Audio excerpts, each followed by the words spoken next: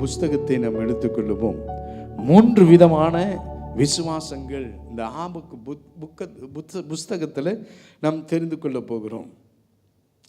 ஆபக்குக்கிட்ட ஆண்டவர் தரிசனத்தோடு கூட பேசுகிறார். வேதத்தில் பல தீர்க்கதரிசிகள் இருக்கிறாங்க, பெரிய பெரிய தீர்க்கதரிசிகள் இருக்கிறாங்க.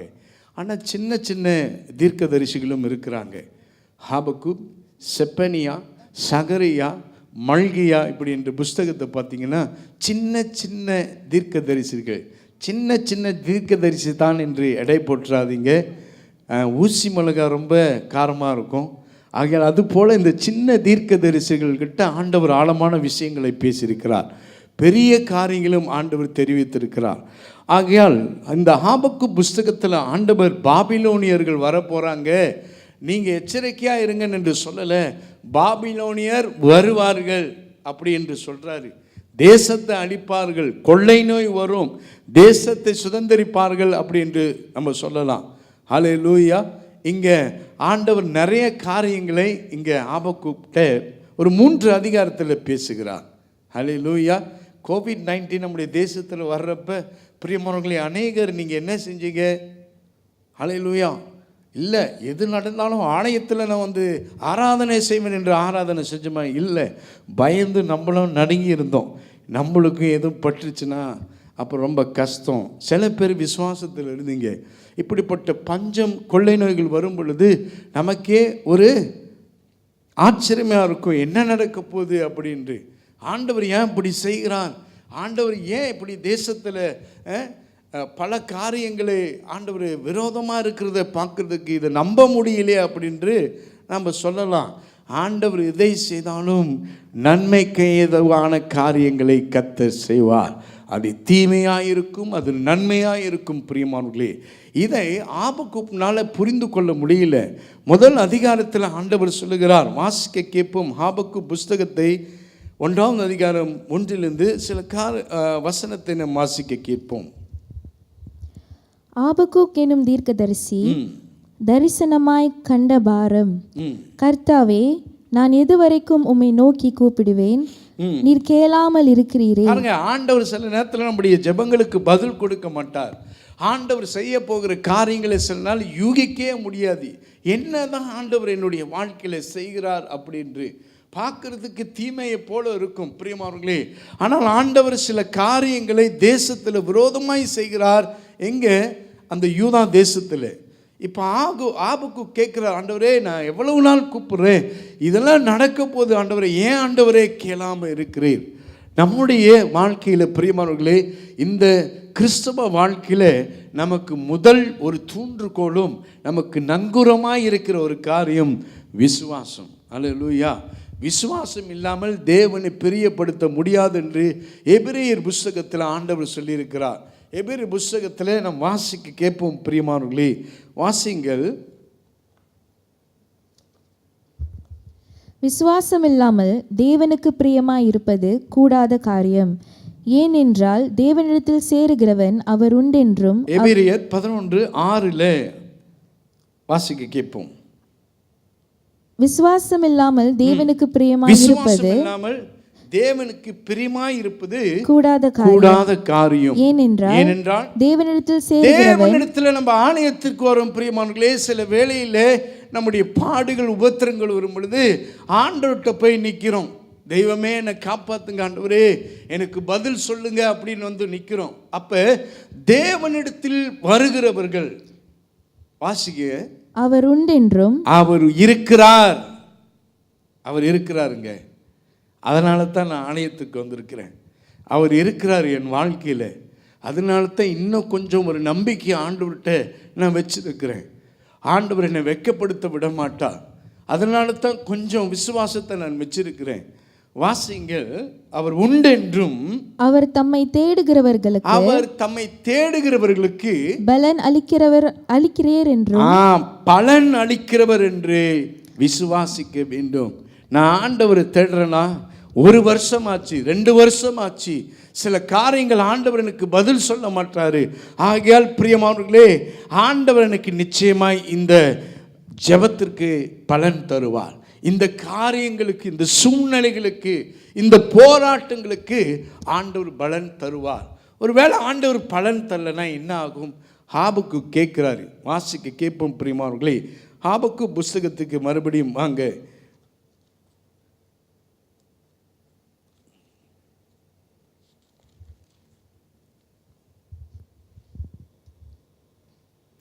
ரெண்டாவது அதிகாரம் எடுத்துக்கொள்ளுங்க, 1-4 வரை வாசிக்க கேட்போம். நான் என் காவலிலே தரித்து அரணிலே நிலை கொண்டிருந்து அவர் எனக்கு என்ன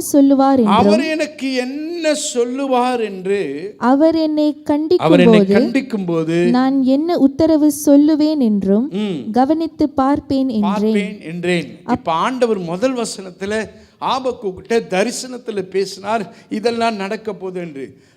அவருக்கு புரியல ஆண்டவர் என்ன செய்ய போகிறார், ஏன் ஆண்டவர் தீமையை அனுபவிக்கிறார், ஏன் ஆண்டவர் பஞ்சங்களை அனுபவிக்க போறாரு, யுத்தங்கள் வரப்போகுது அப்படி என்று சொல்லி ஆபக்கு புலம்புறாரு.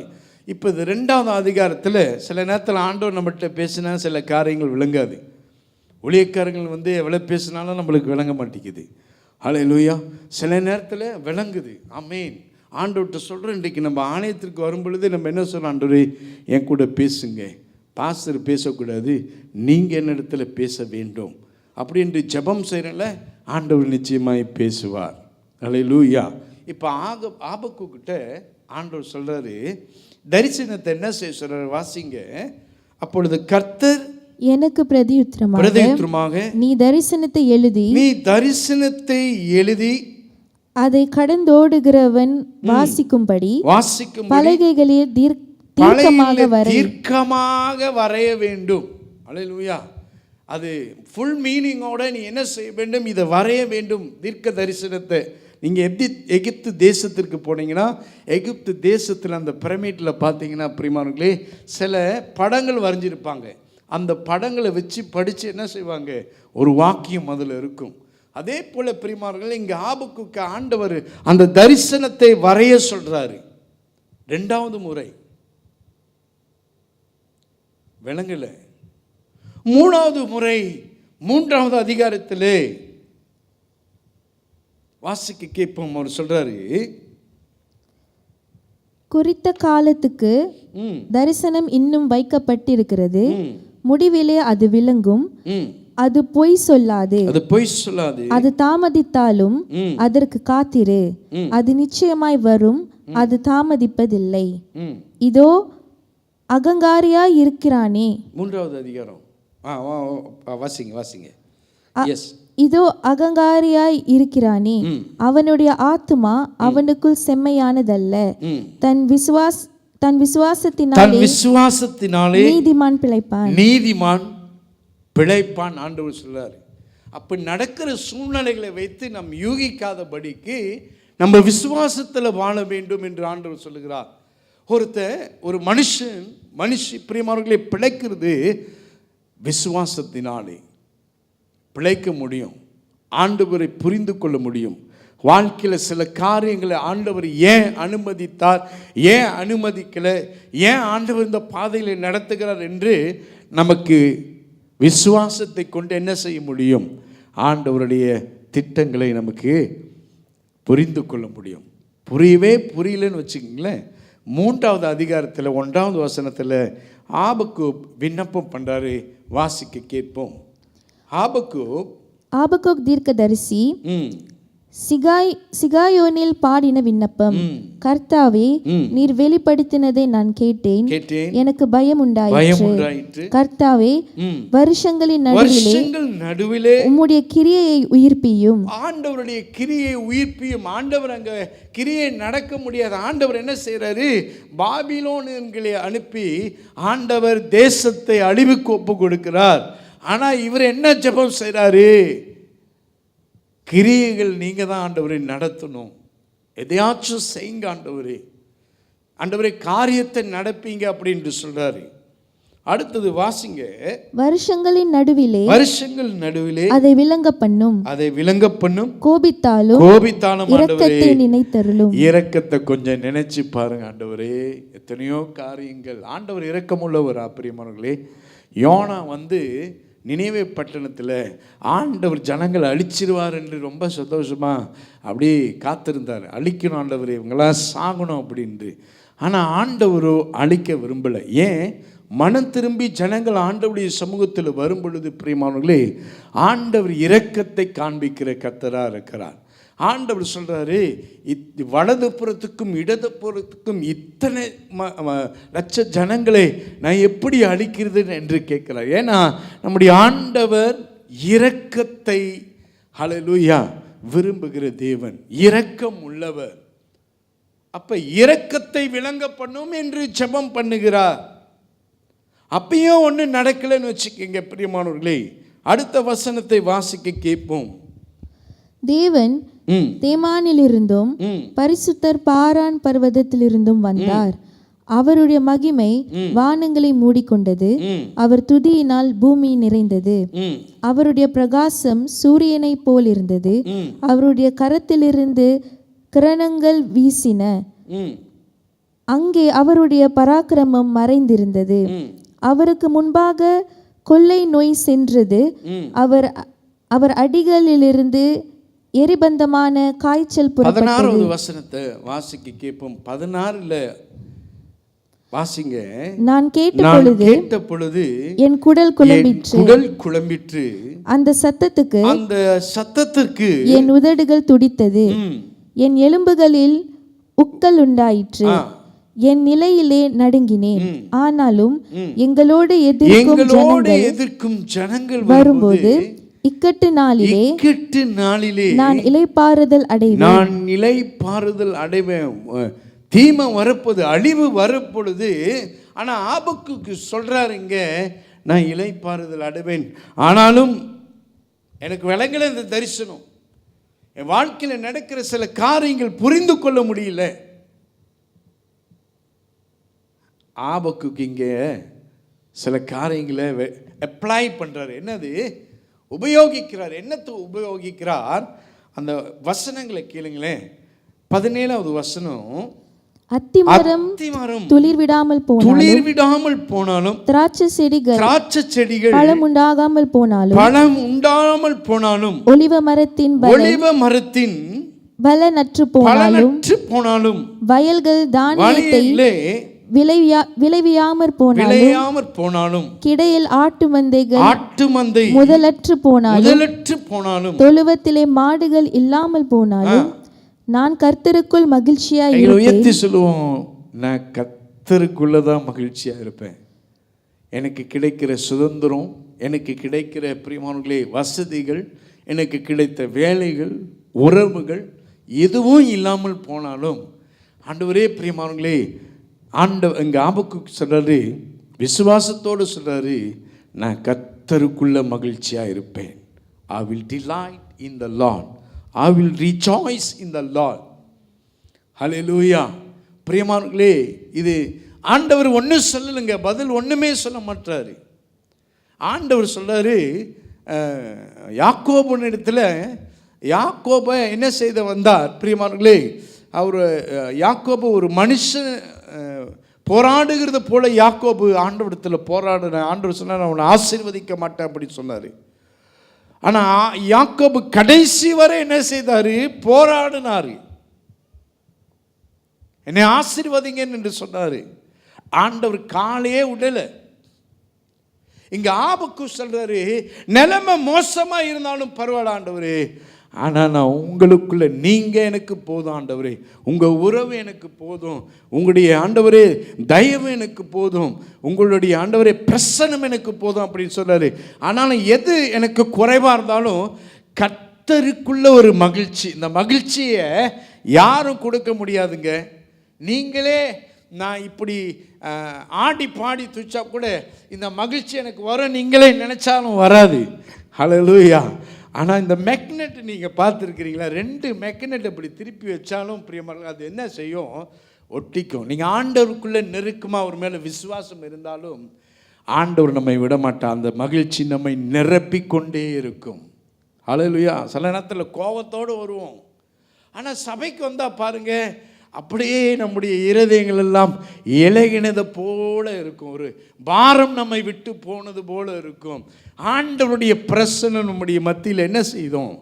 நம்மை நிரப்பும்.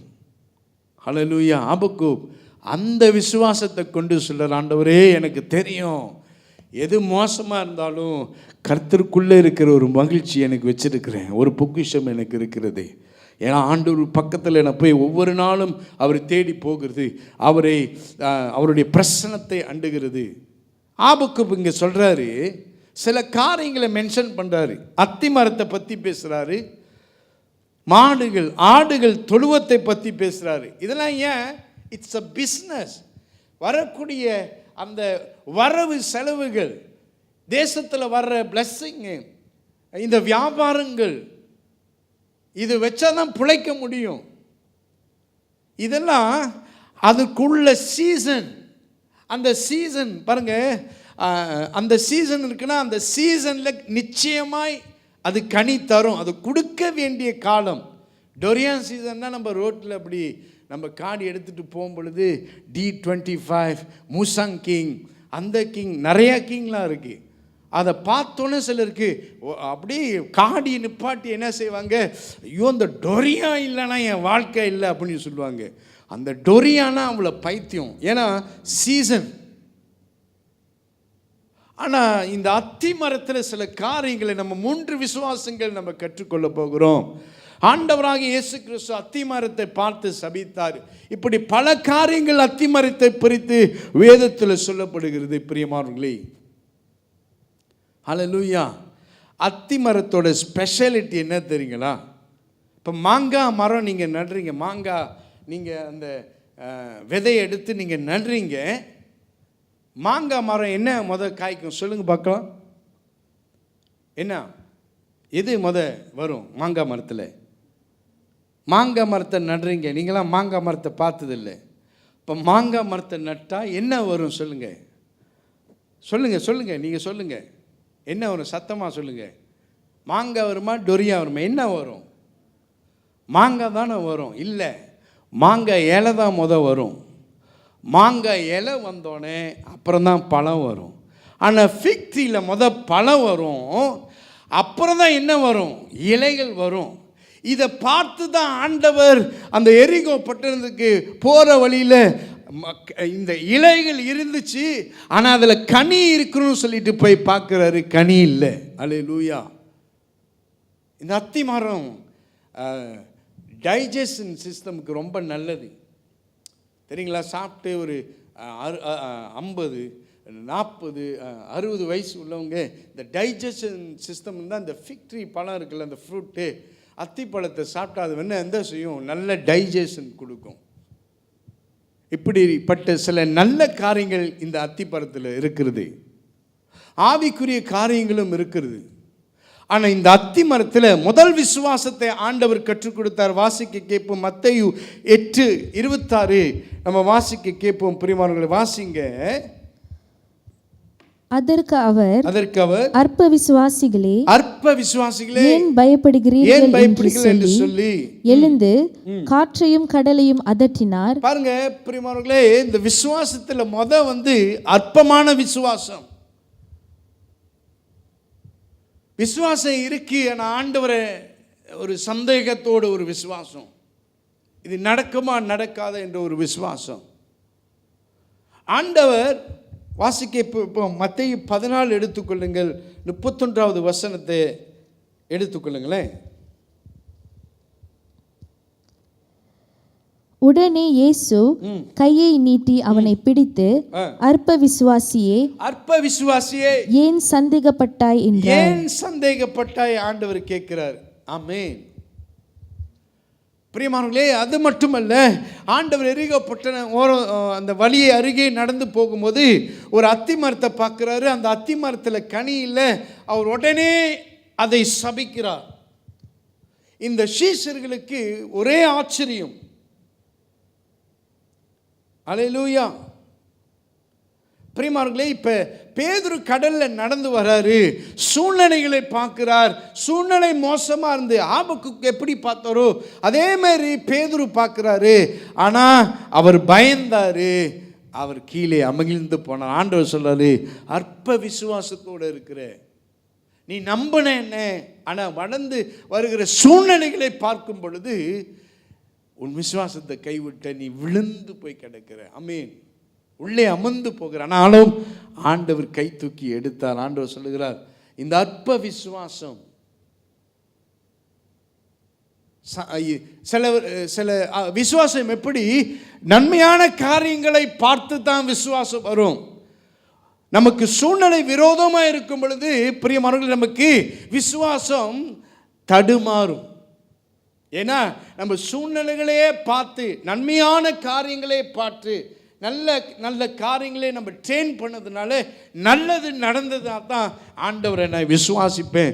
மோசமாக இருக்கும் பொழுது பிரியமானவர்களே, ஆண்டவரை நான் எப்படி விசுவாசிக்கிறது, ஆண்டவர் இப்படி செய்ய மாட்டாரே அப்படின்ட்டு பல கணக்குகள் நம்ம போடுறோம். ஆனால் ஆண்டவர் சொல்கிறாரு, சூழ்நிலை மோசமாக இருக்குன்னா நீ, அதனால தான் ஆபக்கு கிட்ட சொல்கிறாரு, இதெல்லாம் நடக்க போகுது. ஆனால் ஒரு ரிப்ளை கொடுக்கல, ஒரு தரிசனம், ஒரு வழிகாட்டல, நீங்கள் இப்படி இருக்கணும், இப்படி செய்யணும், அதனால் இந்த தீமையிலேருந்து காத்து ஒரு பதிலும் இல்லை.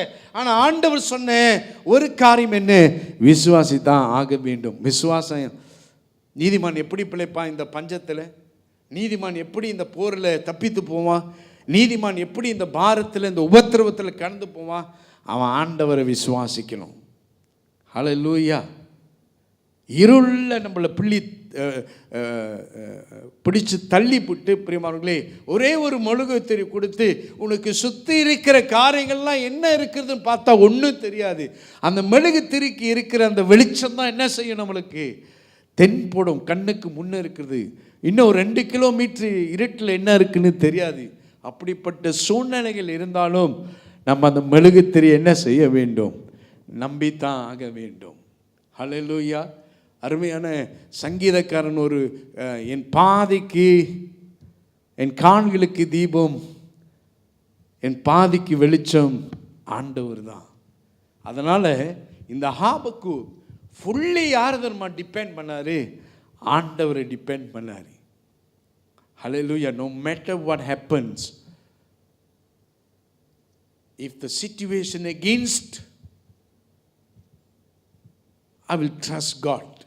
ரெண்டாவது காரியம் பிரியமானவர்களே, வாசிக்க கேட்போம். ரோமர் 4வது அதிகாரம் 20வது வசனத்தை. இது ரெண்டாவது விசுவாசம். வாசிங்க, இது எப்படிப்பட்ட விசுவாசம்?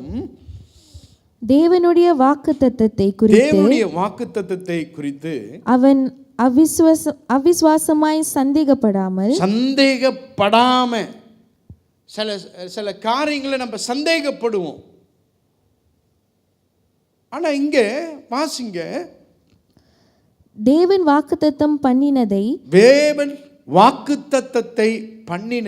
நிறைவேற்ற வல்லவராய் இருக்கிறார் என்று முழு நிச்சயமாய் நம்பி தேவனை மகிமைப்படுத்தி விசுவாசத்தில் வல்லவனானான். 100 வயசு வரைக்கும், till 100 years, Abraham believed in God's promises. நம்மளால முடியுமா? அந்த ஒரு வாரம் தாண்டினாலே நம்மளுக்கு தலைலாம் சுற்றி போகுது. ஹல்லேலூயா. மென்டலாக ஒரு மாதிரி இருக்கு. ஹல்லேலூயா. ஆனால் ஆபிரகாம் பாருங்க, அதனால தான் விசுவாசத்தின் தந்தை என்று சொல்றாரு. இது எப்படிப்பட்ட விசுவாசம் வேதத்தில் நம்ம அறிகிறது பாருங்க. இந்த ஃபிக் ட்ரீ சில நேரத்தில் நிழல் கொடுக்கும். ஆமீன். அது நல்ல நியூட்ரிஷனை மட்டும் கொடுக்கல பிரியமானவர்களே, பழத்தனுடைய ஸ்வீட்டை மட்டும் கொடுக்கல, மற்றவங்களுக்கு நிழலும் கொடுக்குது. நல்ல நிழல், அந்த நிழலில் இளைப்பாறுதல் அடையலாம் அப்படின்ட்டு சொல்ல முடியுது. பிரியமானவர்களே, ஆபிரகாம் பாருங்க, அந்த வாக்கு தத்தத்திலே என்ன செய்தார்? இளைப்பாறுதல் அடைந்தார். அந்த வாக்கு தத்தத்திலே காலத்தை என்ன செஞ்சார்? ஓட்டிட்டார். 100 வயசு வந்துருச்சு. ஹல்லேலூயா. ஆண்டவர் சொன்ன வாக்கு தத்தம் நிச்சயமாய் நிறைவேறினது. ஹல்லேலூயா. ஆண்டவருக்குள்ள இந்த ரெண்டாவது விசுவாசம் உறுதியான விசுவாசம், ஆழமான ஒரு விசுவாசம். எனக்கு அந்த மரத்தை ஆச்சரியப்பட வேண்டிய சில மரங்கள் இருக்கிறது. ஹல்லேலூயா. ரம்புத்தா மரம் இருக்குது, டொரியா அதெல்லாம் விட்டுருங்க. காட்டில் சில மரங்கள் பார்க்கும் பொழுது வனாந்தரத்தில் நீங்கள் பார்த்தீங்கன்னா பனைமரம் அப்படின்னு சொல்லுவாங்க. பனைமரம் பார்த்துருக்குறீங்களா? இந்த பாம் ட்ரீ, அந்த பனைமரம் எவ்வளவு உயரமாக வளர்ந்துருக்கிறது, ஆச்சரியமாக இருக்கும். பிரியமானவர்களே, வனாந்தரத்தில் ஒரு தண்ணி கூட இருக்காது, ஆனால் அந்த மரம் காயவே காயாது. ஏன் சொல்லுங்க? அதனுடைய வேர் அதிக ஆழத்தில் போய் தண்ணி இருக்கிற இடத்துல அதை தண்ணியை சேகரித்து வைத்துக்கொள்ளும். அந்த வேர் அவ்வளவு ஆழமாய் படரும். அல்லேலூயா. அதனால் அந்த மரம் காற்று எவ்வளோ பெரிய சுனாமி வந்தாலும் அசையாது, உறுதியாக நிற்கும். காரணம், அதனுடைய வேர் மிக மிக மிக ஆழமாக இருக்கிறது. காரணம் பிரியமான, அதே போல தான் இந்த வாக்கு தத்துவத்தில் இந்த ஆபிரகாம் என்கிற தீர்க்கதரிசி பிரியமானங்களே ஆண்டவர் மேலே அவ்வளவு ஆழமாய் விசுவாசத்தை வைத்திருந்தார். ஆண்டவரே, என்னோட விசுவாசம் எவ்வளோ ஆழமாக இருக்கிறது. உங்களை நம்மளை சில வேளையில் ஆண்டவர் சில சூழ்நிலைகளை புடமிடுவார். அந்த சூழ்நிலைகளை வைத்து நம்ம ஆடுறோமா, அசைகிறோமா, ஓடுறோமா, என்ன செய்கிறோம் என்று சொல்லி நம்முடைய விசுவாசத்தை என்ன செய்வார்? அசைத்து பார்ப்பார். அப்போ இந்த விசுவாசம் ஸ்ட்ராங்காக இருக்க வேண்டும்னா நான் வாக்கு தத்துவத்தில் ரொம்ப ஆழமாய் அதை பிடித்திருக்க வேண்டும். ஹல்லேலூயா. மூன்றாவது விசுவாசம் பிரியமானவர்களே, நம்ம மார்க் 11வது அதிகாரம் எடுத்துக்கொள்ளுங்களேன். 22, 23 வாசிங்க. மார்க் 11வது அதிகாரம். Turn to book of Mark 11, chapter 22, 23. Jesus wanted to teach his disciple about faith, from the little faith to greater faith. சின்ன விசுவாசத்திலிருந்து he want to lead them to the strong faith. அதனால சில காரியங்களை பாடத்தை கற்றுக் கொடுக்கிறார். சில நேரத்தில் உங்கள் நண்பர்களை வைத்து ஆண்டவர் சில காரியங்களை கற்றுக் கொடுப்பார். சில சூழ்நிலையை வைத்து ஆண்டவர் உங்களுடைய விசுவாசத்தில் பலப்படுத்தி கொண்டே வருவார். அல்லேலூயா. சில தீமைகளை குறித்தும் ஆண்டவர் நமக்கு என்ன செய்வார்? சூழ்நிலை மோசமாக இருந்தால் கூட ஆண்டவர் விசுவாசத்தில் நம்மை கட்டுவார். வாசிங்க மார்க் 11. இயேசு அவர்களை நோக்கி தேவனிடத்தில் விசுவாசம் உள்ளவராய் இருங்கள். எவனாகிலும் இந்த மலையை பார்த்து நீ பெயர்ந்து சமுத்திரத்திலே தள்ளுண்டு போ என்று சொல்லி தான் சொன்னபடியே நடக்கும் என்று தன் இருதயத்தில் சந்தேகப்படாமல் விசுவாசித்தால் அவன் சொன்னபடியே ஆகும் என்று மெய்யாகவே உங்களுக்கு சொல்லுகிறேன். சொன்னபடியே ஆகும். இந்த மத்தேயு 11 அதிகாரத்தில் 12வது வசனத்தை வாசிக்க கேட்போம். அவர்கள் மறுநாளிலே அவர்கள் பெத்தானியாவிலிருந்து, மார்க் 11:12வது வசனம். மறுநாளிலே அவர்கள் பெத்தானியாவிலிருந்து புறப்பட்டு வருகையில் அவருக்கு பசி உண்டாயிற்று. அப்பொழுது இலைகளுள்ள ஒரு அத்தி மரத்தை தூரத்திலே கண்டு அதில் ஏதாகிலும் அகப்படுமோ என்று பார்க்க வந்தார். அத்திப்பழம் காலமாயிராதபடியால்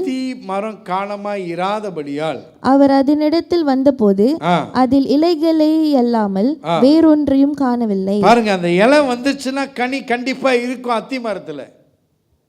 இவ்வளவு இலை வந்து கனி இல்லை, ஆண்டவர் சபித்தார். அப்படியே ஆயிட்டு, பட்டு போயிட்டு. சீஷர்கள்லாம் பார்த்து ஆச்சரியப்பட்டாங்க.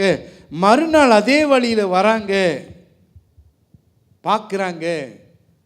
ஆண்டவர் சொன்னால் நடக்குது, அந்த வார்த்தை பேசுனா நடக்குது அப்படின்னு சொல்லி ஆண்டவர் அதை காண்பித்தார் சீஷர்களுக்கு. ஐயா, நீங்கள் நம்ம பேசுறது சில காரியங்கள் நடக்கும், ஆண்டவர் சொல்ல. அதனால ஆண்டவர் அந்த வசனத்தில் நீ மலையை பார்த்து அண்ணாந்து போ என்று சொன்ன ஒரு சந்தேகமும் இல்லை. ஆனால் பல சந்தேகம் ஏற்படும்.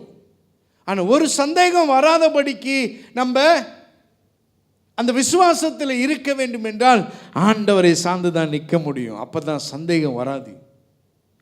ஆண்டுடைய வார்த்தை கேட்க வேண்டும், ஆண்டுடைய சமூகத்தில் நிற்க வேண்டும்.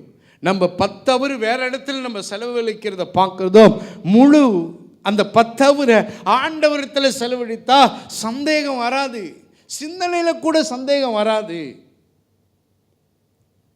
இது ஆண்டவர் சீஷர்களுக்கு கற்றுக் கொடுத்தா. பாடுறா அந்த விசுவாசத்தை. நீங்க அற்பமான விசுவாசத்தில் இருக்கிறீங்க, இப்போ உறுதியான விசுவாசத்தில் நிற்க வேண்டும் அப்படின்னு சொல்றாரு.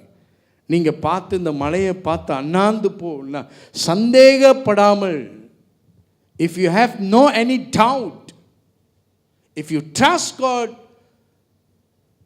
fully, your full heart, if you trust God with your full heart, the things will happen. When you pray, நம்ம ஜெபம் செய்யும் பொழுது ஆண்டவரிடத்தில் சந்தேகப்படாமல், ஆண்டவரே இந்த காரியங்களை பற்றி எனக்கு விளக்குங்க என்று சொன்னால் ஆண்டவர் விளக்குவாருங்க, நிச்சயமாய் விளக்குவாருங்க. அனுபவத்தில் நான் சொல்கிறேன் பிரியமானவர்களே, சில சூழ்நிலைகள் நம்மளுக்கு புரியாது.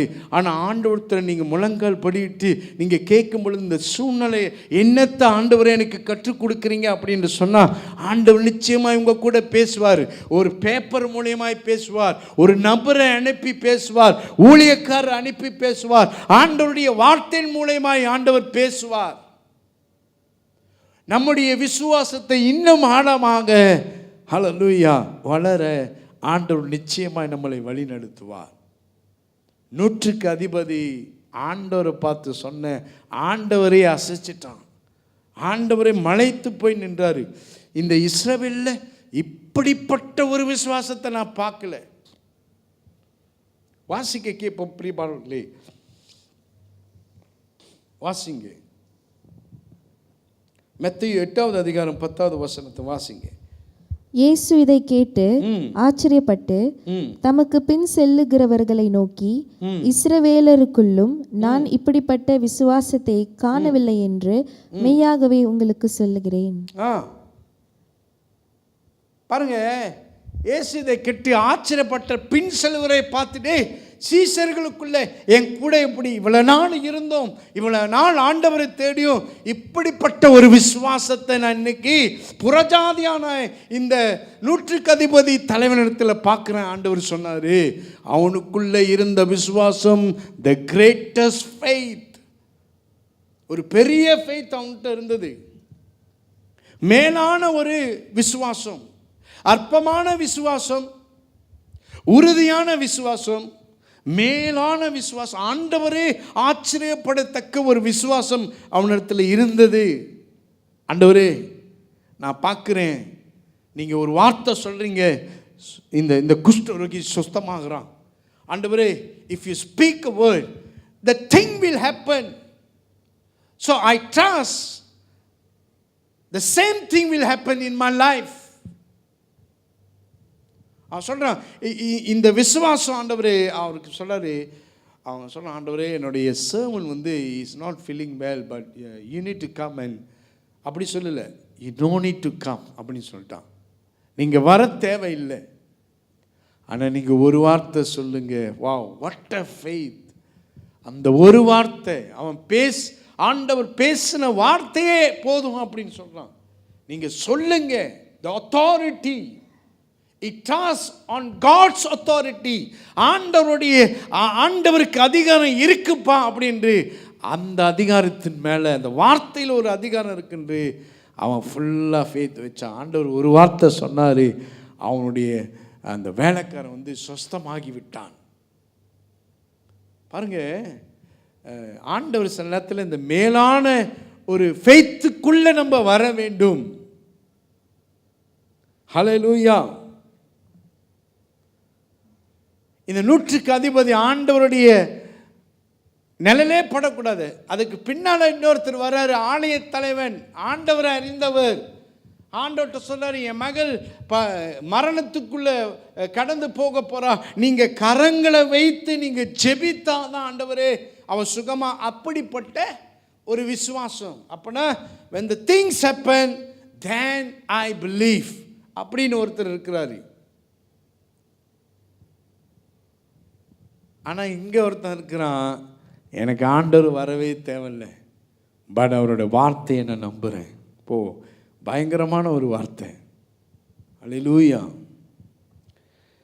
இந்த அத்தி மரத்தில் பிரியமானவர்களே, ஆபக்குக்கும் அப்படி தான் சொல்கிறாரு, எனக்கு ஒன்றும் வேணாம் ஆண்டவரே, பிஸ்னஸ் இல்லாமல் இருக்கட்டும், தொழுவத்தில் ஆடு இல்லாமல் இருக்கட்டும், சூழ்நிலை மோசமாக இருக்கட்டும், எனக்கு ஒரே ஒரு காரியம், உங்கள் கூட நான் மகிழ்ச்சியாக இருக்கேன். என் ஆண்டவரை நான் பாடிக்கிட்டே இருக்கணும், துதிக்கணும், ஜெபம் செய்யணும். சூழ்நிலையை நான் பார்க்கல, நான் ஆண்டவருக்குள்ளே வளர்றதா நான் பார்க்குறேன். ஆண்டவர் என் கூட பேசுவாரா பேச மாட்டாரா அதை பார்க்குறேன். ஆண்டவர் என்னை சுற்றி இருக்கிறா அதை பார்க்குறேன். ஆண்டவர் வேலி அடைத்திருக்கிறார் அதை பார்க்குறேன். ஆண்டவர் ஒரு நாள் கூட்டி கொடுத்துருக்கிறார் அதை பார்க்குறேன். ஆண்டவர் நான் எப்பொழுதும் போகும் பொழுது என் கூட பேசுகிறது எனக்கு தெரியுது. ஆண்டவர் சூழ்நிலை மோசமாக இருந்தாலும் என்னை ஆண்டவர் வெட்கப்படு விட மாட்டார் என்று ஆண்டவர் அந்த வசனத்தை வாசிங்களேன். அந்த ஆபக்கு வசனத்தை கடைசியில் அந்த 17-18 வாசிங்க. அந்த வசனம் நான் சொல்கிறேன், உங்களையும் விசுவாசத்திற்குள்ளே நடத்தும். ஹல்லேலூயா. You will have the greatest faith. Hallelujah. 3 kind of faith. Oh, little faith, and the second one is strong faith, and the third one greater faith. Hallelujah. வாசிங்க அந்த ஆபக்கு புஸ்தகத்தை வாசிங்க கேட்போம். அத்திமரம் துளிர் விடாமல் போனாலும், திராட்சை செடிகளில் பழம் உண்டாகாமல் போனாலும், ஒலிவ மரத்தின் பலனற்று போனாலும், வயல்கள் தானியத்தை விளைவியாமல் போனாலும், கிடையில் ஆட்டு மந்தைகள் முதலற்று போனாலும், தொழுவத்திலே மாடு இல்லாமல் போனாலும், அடுத்தது, நான் கர்த்தருக்குள் மகிழ்ச்சியாய் இருப்பேன், என் ரட்சிப்பின் தேவனுக்குள் களி கூறுவேன். ஆண்டவராகிய கர்த்தர் என் பலன். அவருக்கு பலன் என்னது? வர்ற காசு இல்லை, பதவி இல்லை, உறவுகள் இல்லை. அவருடைய பலன் எல்லாம் ஆண்டவருக்குள்ளே நான் ஜெபித்தா எனக்கு ஒரு பலன் வரும். ஆண்டவருக்குள்ளே நான் கிட்ட போய் நின்னா ஆண்டவர் எனக்கு வெளிப்படுத்துவார் ஒரு தைரியம். ஒரு கூட்டம் பாளையம் என்னை எதிர்த்து வந்தாலும், ஹல்லேலூயா, தாவீது ஒரு சங்கீதத்தில் சொல்லுவார், என்ன சொல்லுவார், உம்மாலே நான் ஒரு சேனைக்குள். ஏன் எப்படிப்பட்ட அந்த தைரியம் வந்துச்சு? அது அவர்களால் வரவித்தது அல்ல, நீங்கள் ஆண்டவர்கிட்ட காத்துருங்க. அந்த ஃபேத் உங்களுக்குள்ள ஆண்டவர் கிரியேட் பண்ண வைப்பார், அது பெருக செய்வான். பாருங்க, அவர் என் கால்களை, நீங்கள் ஆண்டவரை தேட தேட ஆண்டவரத்தில் நீங்கள் அந்த ஃபெய்த் என்ன செய்யும்? வாக்கு தத்தத்தை அறிக்கை செய்ய வேண்டும். First it must be spoken, அறிக்கை செய்ய வேண்டும். The second, you must believe, and third, you must wait upon the Lord. அப்ப ஆண்டவர் உன் கால்களை மான் கால்களை போல ஆக்குவார். ஒரு ஃபார்மர், ஒரு விவசாயி இருந்தார். அந்த கிராமத்தில் அந்த விவசாயி பெரிய ஒரு ஃபார்ம் வச்சுருந்தார், அந்த பாடி ஃபார்ம். அந்த ஃபார்மில் பிரியமானவர்களே, ஒவ்வொரு வருஷமும் அவர் என்ன செய்வார்? பயிரிட்டு நல்ல அறுவடைகளை அவர் பார்ப்பார். இந்த வருஷம் அவர் என்ன செய்கிறாரு? அந்த அறுவடை செய்து அந்த ஃபார்ம் பூரா என்ன செய்தார்? நல்லா எல்லாம் உழுது நல்ல அந்த விதைகள் எல்லாம் நட்டு வச்சுட்டாரு. காத்திருக்கிறாங்க எல்லாம் அந்த கிராமமே. திடீர்னு ஒரு பெரு வெள்ளம் வந்து அந்த வயல் என்ன செஞ்சுட்டு எல்லாத்தையும் அடிச்சுட்டு போயிடுச்சு. ஹல்லேலூயா. இந்த ஃபார்மரோட பக்கத்து நேபர் இருக்கிறார, அவர் சரியான கோபம் வந்து ஆண்டவரத்தில் ஜெபம் செஞ்சார். இப்படி நீங்கள் செஞ்சிருக்க கூடாது ஆண்டவரே, இது நியாயமே இல்லை, இப்படி நீங்கள் நடப்பிருக்க கூடாது, இப்போ நாங்கள் பொழப்புக்கு என்ன செய்வோம் என்று ஆண்டவரத்தில் ஜெபத்திலே ஆண்டவர்கிட்ட கோபமாக இருக்கிறாரு. ஆனால் இந்த ஃபார்மரு நேராக அவனுடைய வயலில் போயிட்டு முழங்கால் படியிட்டு ஆண்டவரை ஸ்தோத்திரித்து அவர் சொன்னார், ஆண்டவரே இது நடந்ததுன்னா நல்லது தான், ஆனால் நான் விசுவாசிக்கிறேன், எனக்கு நீங்கள் கைகளை கொடுத்தீங்க, நல்ல நிலத்தை கொடுத்தீங்க, அதை தொழுவுறதுக்கு பலனையும் கொடுத்தீங்க, ஆனால் அதை விளையிறதுக்கும் ஆண்டவர் உங்களால் முடியும் என்று சொல்லி நான் விசுவாசிக்கிறேன் என்று அவன் ஜெபம் செய்தான். மக்கியா நாளில் அந்த வெள்ளெல்லாம் கரைந்த பிறகு அவனோட பாடி மட்டும் நல்லா கொடுத்து டபுளாக வளர்ந்துச்சு. ஏன்? ஆண்டவரை விசுவாசித்தான், சந்தேகப்படாமல் விசுவாசித்தான். ஆண்டவர் மேலே ஒரு நம்பிக்கை இருக்கிறது அப்படின்னு சொன்னான். ஹல்லேலூயா. பிரியமானவர்களே, உங்களுடைய விசுவாசம், நம்முடைய விசுவாசம் எதில் இருக்கிறது? அற்பமான விசுவாசத்தில் இருக்கிறதா? Is that a little faith? Is your faith, whether you have a strong faith or you have a greater faith, எந்த விசுவாசத்தில் நாம் இருக்கும் என்று ஆண்டவரை ஆராய்ந்து பார்த்து, ஆண்டவரே எனக்கு உண்மை உள்ள உறுதியான ஒரு விசுவாசம் ஆபக்குக்கு போல, ஆண்டவரே விசுவாசத்தில் எது வாய்த்தாலும் என்னுடைய கான்சன்ட்ரேஷன், என்னுடைய ஹார்ட் எல்லாம் உங்களை சார்ந்து நிற்கணும் என்று சொல்லுங்கள். ஆண்டவர் உங்களுக்கு கிரேட்டர் ஃபெய்த், ஸ்ட்ராங் ஃபெய்த்தில் ஆண்டவர் நடத்துவார். ஆகையால் பிரியமானவர்களை, எழுந்து நின்று ஆண்டவருடைய சமூகத்தில் நாம் ஆண்டவரிடத்தில் ஜெபம் செய்வோம். 1 ராஜாக்கள் 4வது அதிகாரத்தை 5வது வசனத்தில் பிரியமானவர்களே, இந்த ஃபிக் ட்ரீ ஆண்டவருடைய பிளெஸ்ஸிங், ஆசீர்வாதத்தை குறிக்கும் அப்படின்று ஆவிக்குரிய அர்த்தம் இருக்கிறது. ஹல்லேலூயா. அந்த ஃபிக் ட்ரீ பிரியமானவர்களே, நியாயாதிபதிகள் 9:11 இந்த ஃபிக் ட்ரீயை பற்றி கொஞ்சம் சொல்கிறாங்க. அது நல்ல இனிப்பு, நல்ல ஒரு பழமாக இருக்கிறது. ஹல்லேலூயா அப்படின்று அது அந்த ஆவிக்குரிய அர்த்தத்தில் குறிப்பிடுறாங்க. ஹல்லேலூயா. ஃபிக் ட்ரீயில் இவ்வளவு பலன் இருக்கிறதுனா, ஆமீன். பிரியமானவர்களே, ஆண்டவருக்குள்ளே நான் சார்ந்து நிற்கும் பொழுது நிறைய பலன்களை நாம் பார்க்க முடியும். கரங்களை உயர்த்தி கண்களை மூடி எழுந்து நின்று நம் ஆண்டவரிடத்தில் ஜெபம் செய்வோம். அழகான